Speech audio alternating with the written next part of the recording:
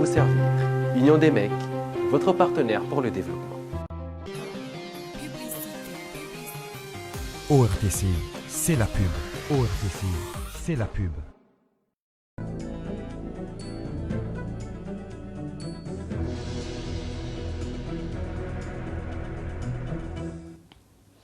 Mesdames et messieurs, bonsoir, bienvenue dans cette édition. Les agressions sexuelles sur mineurs au menu d'une réunion de réflexion tenue ce mardi au palais de Mrodjou, regroupant la gouverneure de l'île, la première dame, les instances qui militent pour le droit de l'enfant et les parlementaires ont discuté sur les voies et moyens à mettre un terme à ces actes barbares qui prennent de l'ampleur au niveau du pays. Le deuxième vice-président de l'Assemblée nationale, Bako Ahmada, promet que dès l'ouverture de la session du mois d'octobre, les lois sur la protection de l'enfant seront revues afin de stopper ce fléau. Nous avons pris avec intérêt cette initiative et nous allons essayer de prendre toutes les dispositions nécessaires qui s'imposent pour accompagner cette structure afin de réviser les textes existants, les renforcer pour que ces genres de pratiques puissent être jugulés dans un avenir très proche. En tout cas, pour ce qui nous concerne, nous, l'Assemblée parlementaire, nous avons pris le sujet en considération. Nous sommes en train d'élaborer un nouveau texte portant révision des lois existantes pour essayer de renforcer le dispositif, surtout en matière de sanctions pénales, et voir dans quelle mesure du possible on pourrait éteindre cette action sur les enseignants, sur la réforme de l'école coranique, les conditions nécessaires qui doivent être réunies par le maître coranique pour qu'il puisse exercer sa fonction de maître coranique. Nous allons essayer de penser aux sanctions à l'encontre des enseignants qui auraient commis des actes d'agression sexuelle. Donc ces gens-là, nous allons essayer de penser à des sanctions sévères et exemplaires, quitte même à les imposer la perte de leurs droits civiques, mais aussi leur radiation dans leur poste respectif, parce qu'un éducateur doit se comporter comme un modèle, doit avoir ce qu'on appelle la due diligence, se comporter comme un très bon père de famille. Donc, il y a des textes qui existent. Maintenant, le problème qui se pose, c'est leur application stricte. Nous avons sollicité ou nous avons demandé à la justice, à l'appareil judiciaire, de prendre toutes les dispositions nécessaires qui s'imposent afin d'assurer l'exécution stricte des sanctions prévues dans les textes existants, en attendant la mise en place de nouveaux dispositifs législatifs. Le ministre de l'Intérieur, Mohamed Daoudou, en collaboration avec la justice, a convié ce mardi les préfets, la gendarmerie et les services d'écoute. Cette rencontre avait pour but de trouver une solution au problème des agressions sexuelles sur mineurs. Le responsable du service d'écoute nous en dit plus. Nous sommes invités là, il s'agit là du service d'écoute et les préfets. Donc et chacun doit contribuer, chacun doit donner son idée. Comment faire pour qu'il y ait un pays sans violence. Les gens pensent que ces derniers temps, les violences ont augmenté. Mais par contre, nous constatons qu'il y a beaucoup de données scientifiques. De l'ERTC, les oulémas ont donné leur point de vue par rapport aux agressions sexuelles et actes de violence qui ne cessent de prendre une proportion inquiétante. Selon Oustad Ali Hadji, il est un devoir de tout un chacun de hausser le temps face à ces actes et la justice doit agir. Le moufti de la République, Aboubakar Saïd Abdillah, a montré que même la religion condamne ces actes ignobles et qu'il est temps de juger ses auteurs. Le ministère de l'Intérieur, de concert avec le programme des Nations Unies, a remis ce lundi à l'Université des Comores 2 bus pour le transport des étudiants en master de gestion des risques liés au changement climatique. Reportage Salima Ahmada et Ibrahim Mkawawo.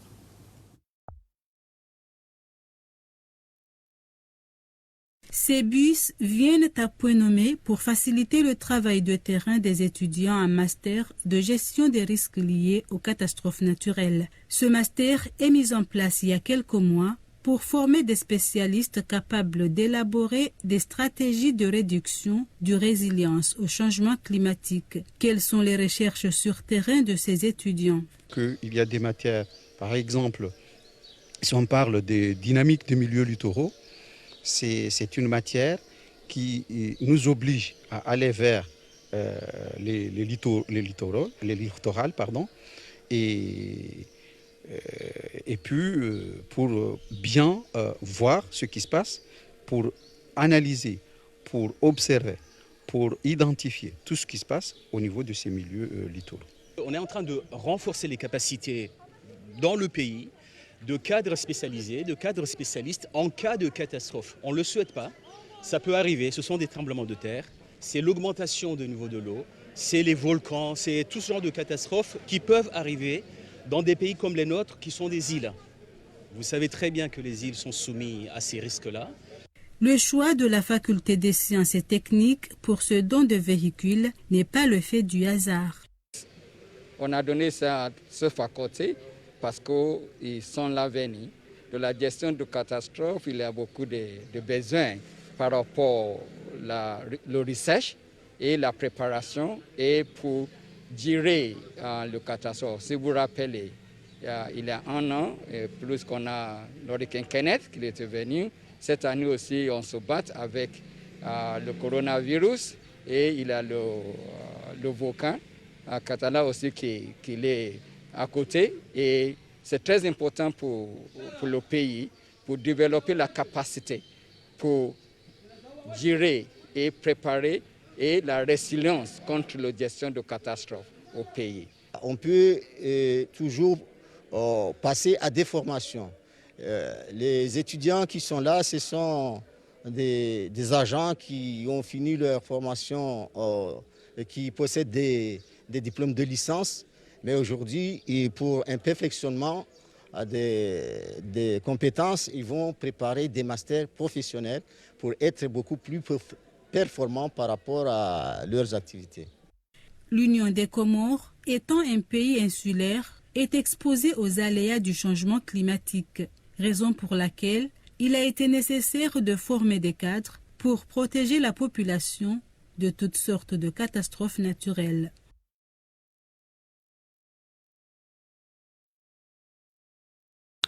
Des eaux stagnent dans bien de coins de la capitale en cette période de fortes pluies.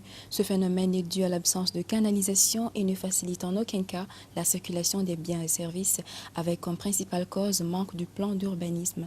Les citoyens appellent les autorités en charge de l'urbanisme à y trouver une solution. Reportage de Saïd Madi Magaga et Hamida Achatamadi.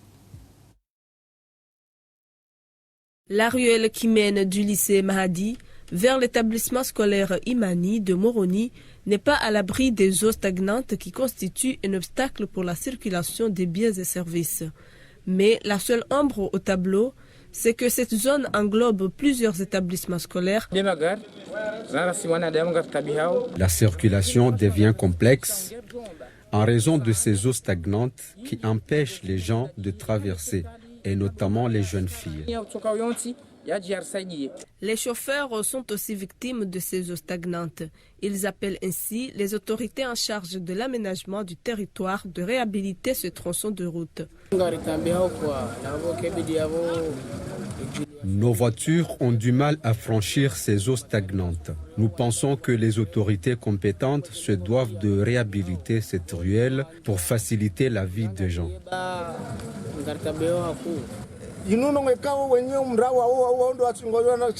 Il faudrait que les résidents du quartier s'impliquent pour la réhabilitation de cette ruelle, sinon rien ne va.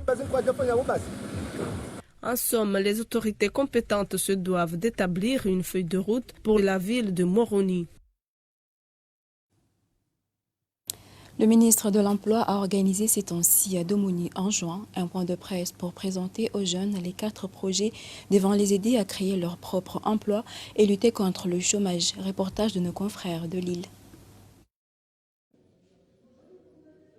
Dans un point de presse, le ministre de la Jeunesse et des Sports, Ben Ahmed, a annoncé aux journalistes 4 projets. Il s'agit du projet intitulé Msomo Nahazi, Comores Initiative, Sky et Facilité Emploi. Pour le projet Facilité Emploi, il sera lancé officiellement le samedi prochain par le chef de l'État. Au cours de son intervention, le ministre a insisté sur la création de l'emploi, le montage de projets au profit de la jeunesse. La fonction publique est saturée. Les jeunes doivent se lancer dans des projets à laisser entendre aux jeunes présents dans ce point de presse. Chaque projet sera financé à hauteur de 2 milliards de francs comoriens. Après Domoni, le ministre s'est rendu à Mremani pour le même objectif. Le secteur de la menuiserie et celui de la soudure se trouvent confrontés à des difficultés pour relancer leurs activités, parmi lesquelles l'approvisionnement irrégulier de l'électricité et la fermeture des frontières pour cause de la propagation du Covid-19 de par le monde. Reportage Nourdine Saïd et Salim Ali Ratiraka.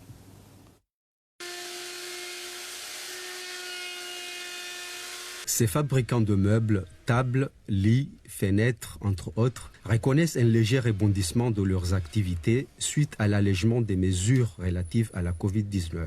Par conséquent, la fermeture des frontières en cette période de haute saison ainsi que les délestages de la Sonelec ralentissent leurs activités.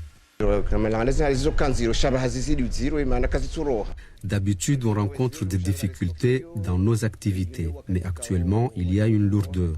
On produit, on stocke en attendant la fin de cette maladie.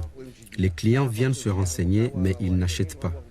En ce qui concerne l'électricité, elle n'est pas stable, ce qui complique aussi les affaires, ajoutant aussi cette crise de Covid-19.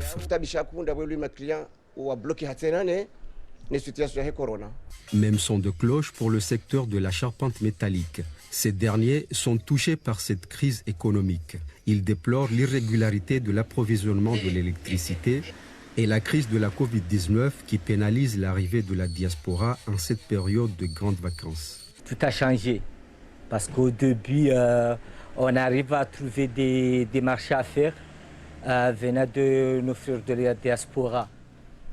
Comme il y a leur absence, le balance du marché a baissé.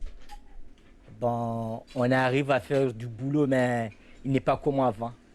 Surtout en regardant le mois de juillet, août, des fois on n'arrive pas à respirer parce qu'on a du boulot à faire. Premièrement, en parlant, il y a problème de l'électricité. Avec la Sonelec qui n'avise pas, on se réveille le matin, on a du travail à faire, il n'y a pas de l'électricité.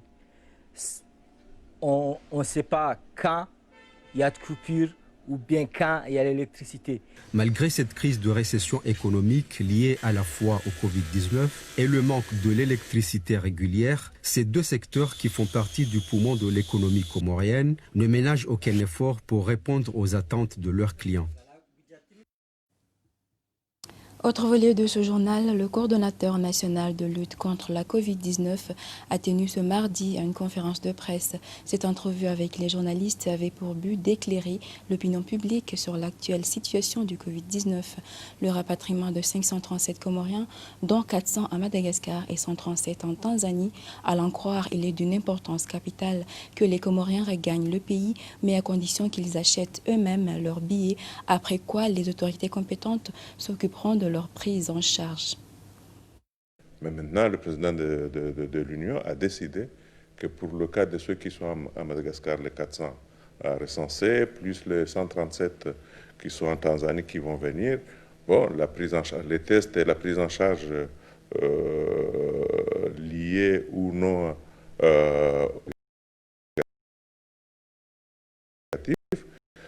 sera entièrement assuré par le gouvernement. Mais après cette prise en charge, tout le monde se prendra en charge et pour le test et la prise en charge au niveau des établissements d'isolement.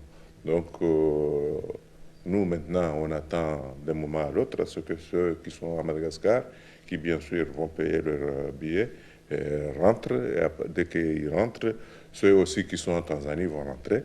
Bon, on a des effectifs, un effectif de 400 à Madagascar et un effectif de 137 à Tanzanie. On attendait déjà une centaine aujourd'hui, mais l'accord qui a été conclu avec Madagascar Airways a été rompu puisque Madagascar Airways n'a pas eu les autorisations de Madagascar.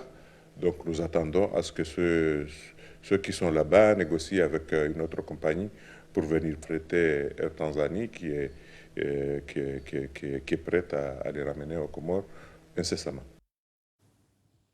Les examens nationaux débuteront d'ici 2 semaines sur l'ensemble du territoire national. Les élèves en classe d'examen se préparent en conséquence.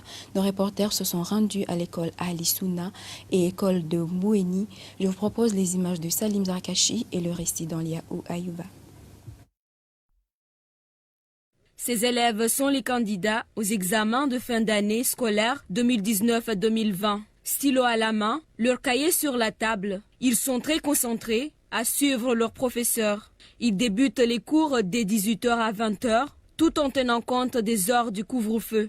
Selon eux, à des semaines des examens, ils sont prêts à les affronter. On peut dire que ça se passe bien parce que les profs ont essayé de faire le maximum des choses parce que, évidemment, ils savent que on n'avait pas mal de temps, qu'on était à la maison, on était resté chez nous.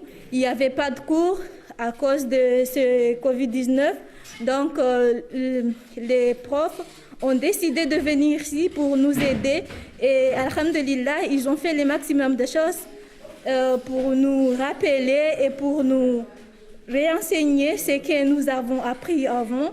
Et on peut dire que ça va, ça se passe bien. Les cours se passent bien, alhamdoulilah. Grâce aux cours de soutien, on sent que les lacunes qui ont été accumulées pendant le confinement commencent à disparaître peu à peu.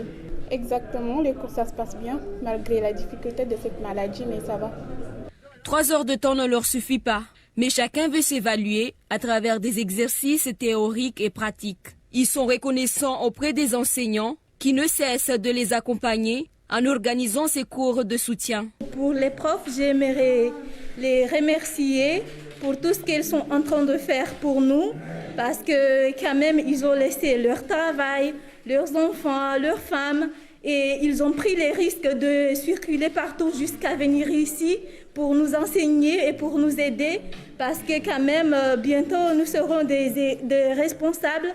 Du coup, ils ont pris la peine de venir ici pour nous aider et je les remercie infiniment pour ça. Je voudrais passer un message à les profs de ne pas nous mettre beaucoup de pression. Je leur remercie de nous avoir permis de rentrer en cours pour continuer l'année scolaire. Et j'encourage tous les bacheliers. De leur côté, les enseignants se félicitent du bon déroulement des secours de soutien. Les jeunes n'allaient pas arriver seuls sans aide.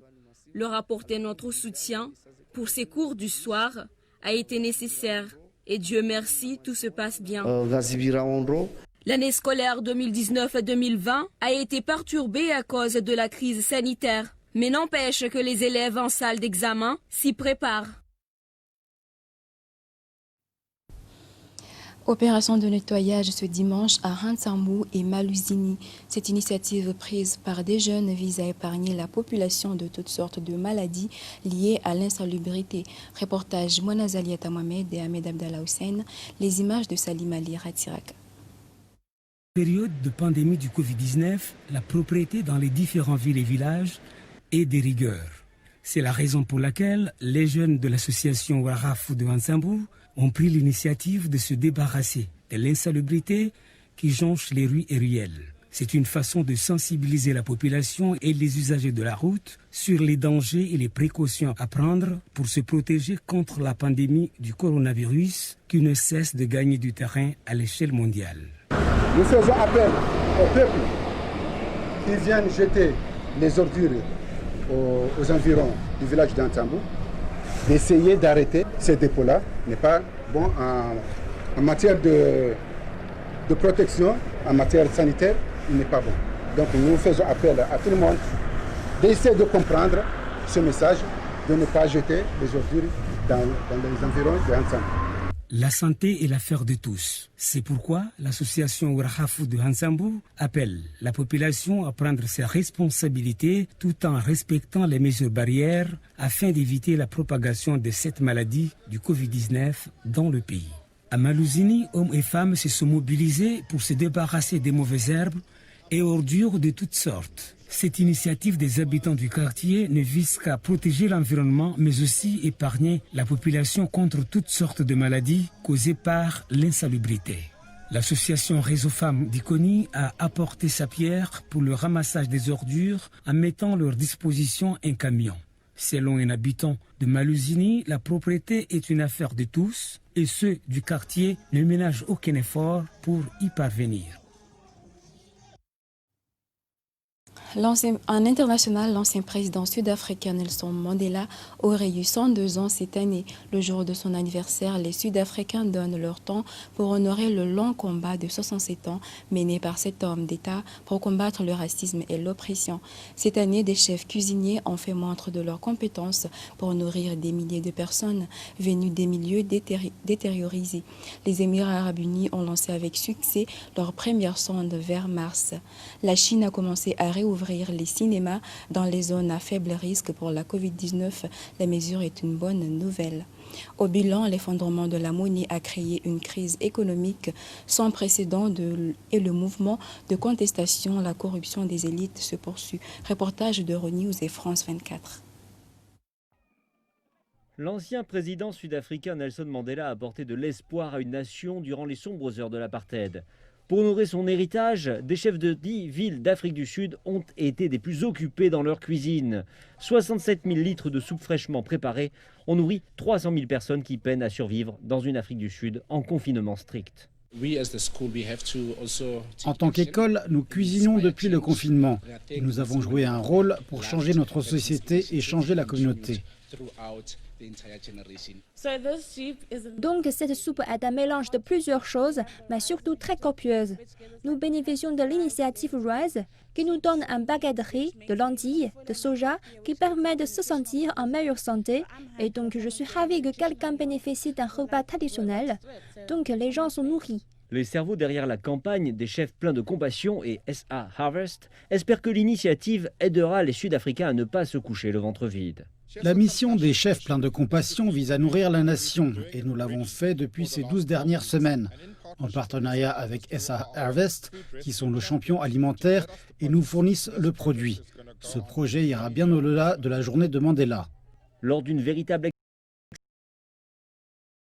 explication comment nous devrions traiter les autres, des litres de soupe chaude ont été livrés dans un lieu informel du parc Jackson.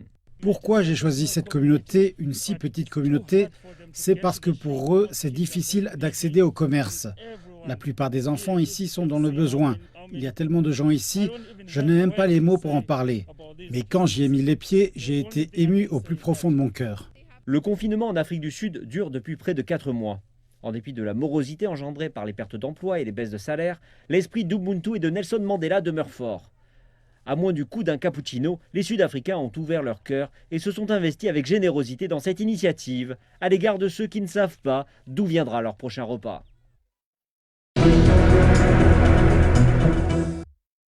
De Beijing dans le nord à Chengdu dans le sud-ouest, beaucoup sont excités à l'idée de pouvoir retourner dans les salles de cinéma. Certains sont impatients de voir n'importe quel film tant qu'ils sont autorisés à aller au cinéma. Mais certains autres sont encore inquiets de rester dans un espace clos avec d'autres personnes. Pour apaiser les inquiétudes de leurs clients, les théâtres suivent des mesures strictes pour minimiser les risques pour la santé. Les gestionnaires s'attendent à des pertes initiales en raison de restrictions rigoureuses, comme un plafond de 30% de la capacité et une interdiction des aliments et des boissons. Mais ils sont prêts à aider les spectateurs à s'adapter à une nouvelle expérience cinématographique. 180 jours, ça a été une très longue fermeture en effet. Nous avons donc été exaltés d'obtenir l'avis de réouverture. C'était une lueur d'espoir. Nous sommes tellement excités de retourner au travail. Certes, nous nous conformerons à toutes les exigences nécessaires. La réouverture sera ordonnée et progressive. Nous n'ouvrirons pas toutes les installations en même temps. L'administration chinoise du film a publié l'avis la semaine dernière, déclenchant une célébration instantanée dans les secteurs du cinéma et de l'exposition du pays. Les salles de cinéma sont fermées depuis la fin janvier, depuis que le Covid-19 a commencé à se répandre. Les près de 6 mois de fermeture ont plongé de nombreux studios et sociétés d'exposition dans de graves difficultés financières. Plus de 370 cinémas dans quelques 120 villes ont prévu des projections aujourd'hui, y compris les grandes villes telles que Shanghai, Hangzhou et Changsha.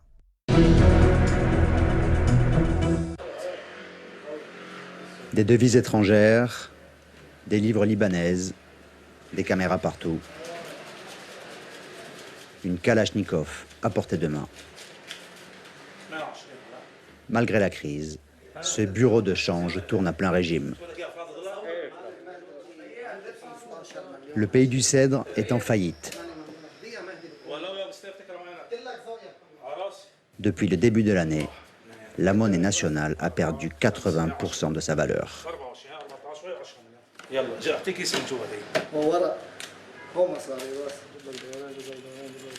Désormais, au Liban, le dollar règne en maître. Les habitants n'ont plus confiance en leur monnaie, alors ils se ruent sur les billets verts.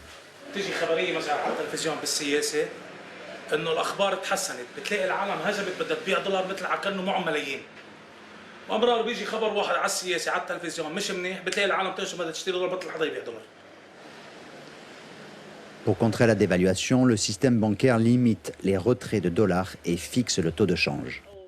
Au taux officiel, $1 égale 3800 livres. Mais la demande de devises est telle qu'un marché parallèle s'est développé. It's almost 50% less than what I would get on the black market, and I think every Lebanese citizen is trying to get as much as they can from what they have saved on the side, as they have lost already so much. Le trafic de dollars est une activité illégale mais généralisée. Retour dans la banlieue sud, un bastion du Hezbollah pro-iranien. Certains accusent le puissant parti chiite de participer au marché noir. Le Hezbollah s'en défend et accuse au contraire les Américains de comploter contre l'économie libanaise. Mohamed, qui ne cache pas sa sympathie pour le parti, dénonce une hypocrisie générale.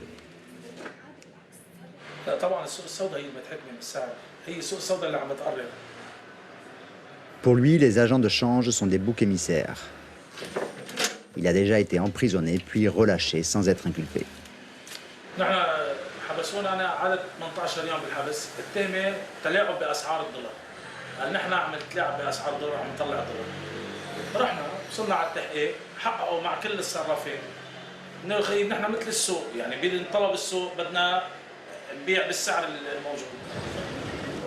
Le Liban est aujourd'hui, avec le Venezuela et le Zimbabwe, l'un des pays de la planète qui accuse la plus forte inflation. Les prix changent tous les jours, ou presque.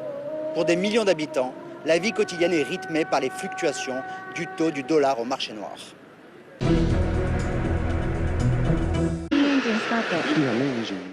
La fusée s'élance avec succès dans un ciel dégagé. Déjà reportée 2 fois, la mission martienne Al-Amal, espoir en arabe, commence véritablement. I think the feeling is amazing. 6 years in the making. So we're still past the first stage of the launch. We're with the second stage, which is the critical part, acquisition of signal. Lancée depuis le centre spatial japonais de Tanegashima, la sonde a pour but d'étudier le climat de Mars pendant 687 jours, soit une année martienne. L'appareil arrivera autour de la planète rouge en février 2021, pile pour le cinquantenaire de la naissance des Émirats. À Dubaï, le Burj Khalifa, la plus haute tour du monde, a symboliquement projeté le compte à rebours. La mise en orbite est inédite, une première pour un pays arabe. Mais la sonde émirati ne restera pas longtemps seule. D'ici fin août, la Chine et les États-Unis ont aussi programmé le lancement de sondes vers Mars.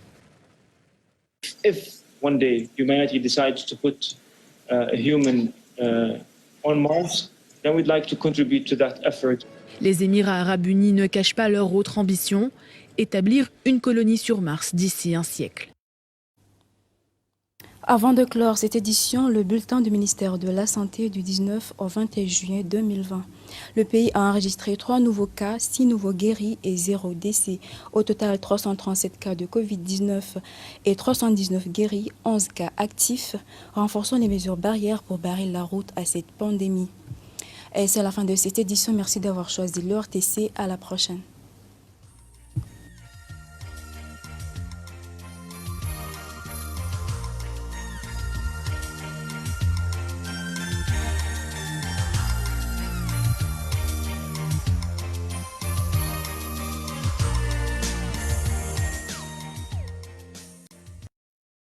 Vraiment wadonu ujosomesa ntongo nyingi na neke covid ilawa karasoma ntongo za covid nisika mainsia tutsopana na hasara.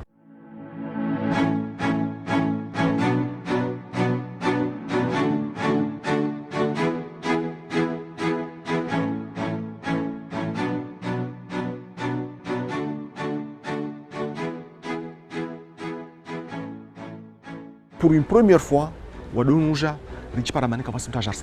pendant 3 mois, il s'y a livré à lui-même. Mais livré à lui-même, il veut dire que on comorien, on va valoriser les autres. Quand bien même, on va ramener le virus qui est missionné. Parce qu'il y a eu des efforts de terrain.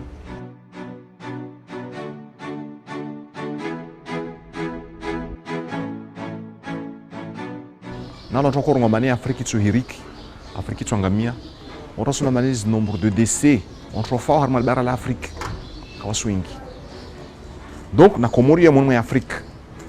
Donc, on a une capacité de décès en Comores, il y a une slolana, une singiliana. Nous avons des gens dans l'Afrique. Nous avons 6 jours. Nous avons une épidémie. Nous avons une incertitude. Je suis que nous avons des hadar. Nous avons des hadar. Parce que nous avons des sanguines qui sont trop.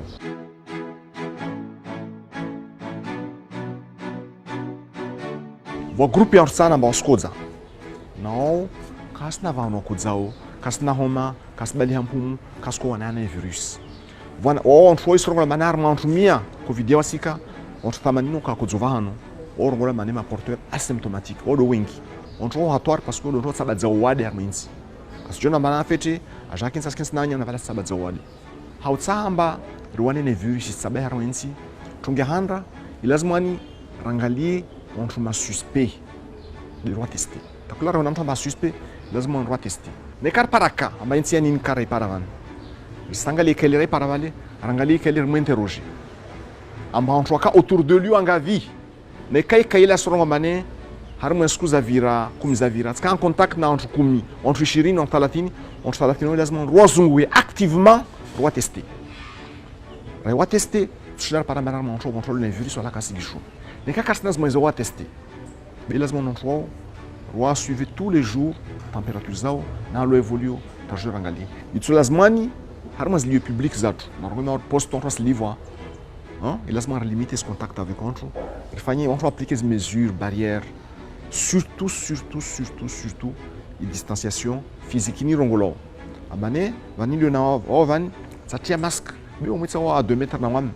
Si je m'amarie là au katsopa. Je trouve bien il faut tenir un masque. Nous par exemple l'hôpital, on trouve l'hôpital à l'aéroport, puis on trouve la température. Quand on prend la température est 37,5. On trouve la semaine à faire un test. Il faut faire une manière de dépister entre les virus sur la casse du jour. Il y a un dépistage ciblé. Mais aujourd'hui, on fait un dépistage des populations, puis et puis c'est pas possible, et puis c'est rentable, et puis c'est efficace.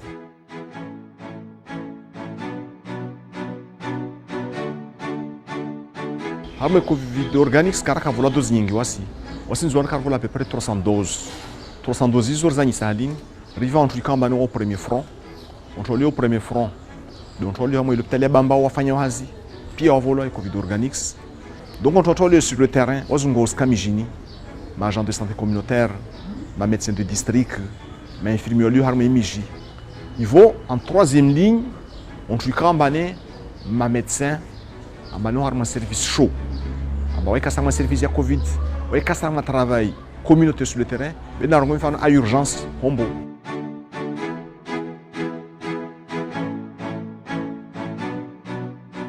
Car si l'épidémie aujourd'hui pour le moment, personnel a tout. Il y a un centre de prise en charge, il y a une prise en charge communautaire, ils ont un émigi. Pour le moment, il y a dépassé.